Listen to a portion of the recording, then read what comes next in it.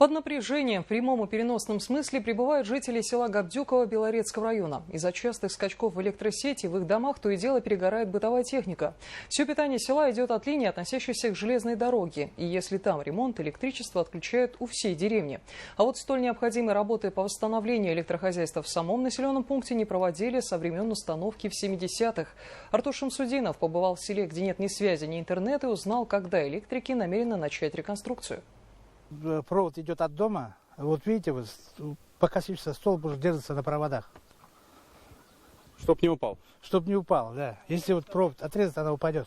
Этим покосившимся электроопорам уже без малого полвека, так что неудивительно, что они держатся разве что на честном слове. В селе Габдюково едва ли не каждый третий столб стоит под кривым углом. Чтобы иной из них не упал на жилой дом или хозпостройку, люди вынуждены ставить подпорки. Не лучшим образом дело обстоит и с трансформаторами, которые расположены прямо посреди одной из улиц. Он не должен вот здесь стоять. Он где-то огражден будет. Вот здесь хотя бы поставили бы, оградили. Забор бы сделали. А вот этого убрали. Вот этот трансформатор вот стоит. Машины же, вот техника ездит здесь. Постоянно он же оторван аж.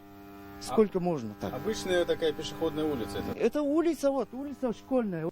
Электрификацию села Габдюково проводили в 70-х годах. Многие жители до сих пор помнят тот момент, который для большинства был настоящим праздником. Правда, менялось время и запросы, а вот линии так и оставались неизменными. Качество электропитания у жителей Габдюкова напрямую связано с проходящей рядом железной дорогой. Дело в том, что линии электропередач присоединяются к трансформатору, владельцем которого является РЖД. С этим связан и ряд неудобств.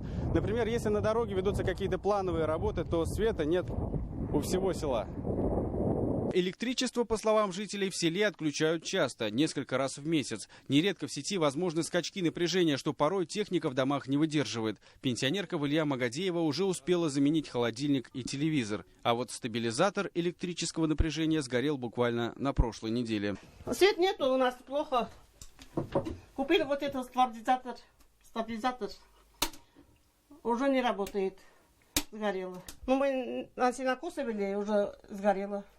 Чуть пожар не вышло. До недавнего времени электрохозяйство села было фактически бесхозным, и лишь в 2019 году его приняли на баланс белорецкие городские электросети. Однако никакого капитального ремонта так и не проводилось. Если происходит какой-то ЧС, то есть чрезвычайная ситуация, выезжает аварийная бригада, меняются опоры, и на этом как бы заканчивается.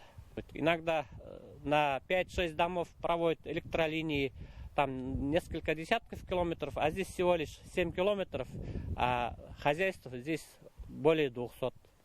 Между тем, около 10 лет назад в Габдюково планировалась полная реконструкция сетей. Тогда даже начали устанавливать электроопоры от деревни Зуяково. Правда, по непонятным причинам это дело забросили.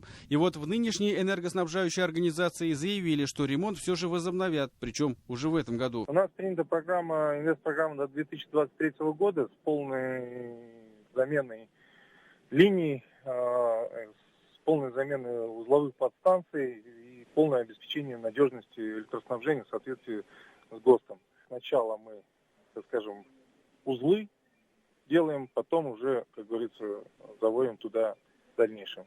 Ожидается, что село должны перевести с железнодорожных электролиний на собственные. В этом случае у жителей должна появиться стабильность с энергообеспечением. Людей просят запастись терпением, а главное – снять с себя напряжение. Завершить все работы намерены к концу следующего года. Артур Шамсудинов, Роберт Бердин, Родион Матвеев и Виктор Демидов. Новости. Белорецкий район.